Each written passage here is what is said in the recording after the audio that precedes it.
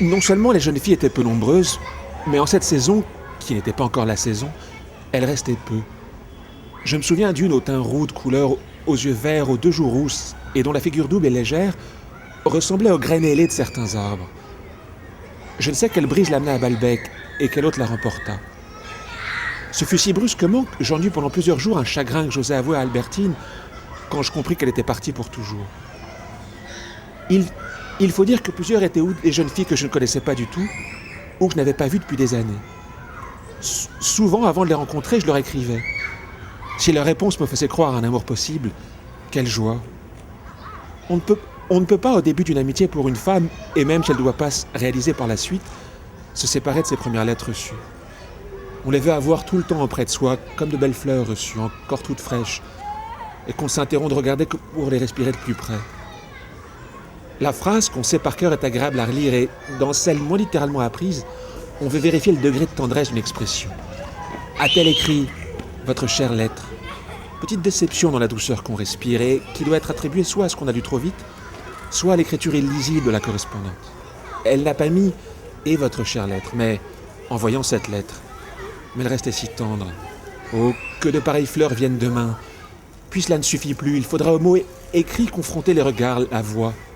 On prend rendez-vous et, sans qu'elle ait changé peut-être, là où on croyait, sur la description faite ou le souvenir personnel rencontrer la fée Viviane, on trouve le chaboté. On lui donne rendez-vous pour le lendemain quand même, car c'est tout de même elle. Et ce qu'on désirait, c'est elle. Or, ces désirs pour une femme dont on a rêvé ne rendent pas absolument nécessaire la beauté de tel trait précis.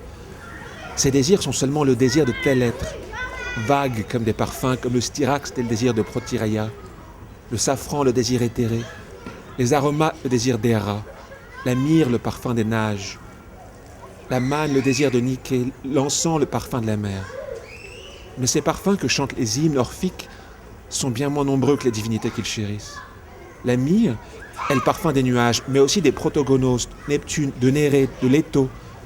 L'encens est le parfum de la mer, mais aussi de la belle Dikée, de Thémis, Circé, de neuf muses, d'Éos, de Ménosine, du jour, de Dikaiosune. Pour le styrax, la manne et les aromates, on n'en finirait pas de dire la divinité qui les inspire, tant elles sont nombreuses. Amphithéès a tous les parfums excepté l'encens, et Gaïa rejette uniquement les fèves et les aromates. Ainsi en était-il de ces désirs de jeune fille que j'avais.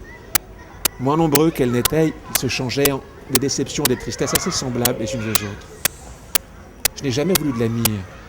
Je l'ai réservée pour Jupien et pour la princesse de Guermantes, car elle est le désir de Protogonos aux deux sexes, ayant le mugissement du taureau aux nombreuses orgies mémorables, inénarrables, descendant joyeux vers les sacrifices des orgiophantes.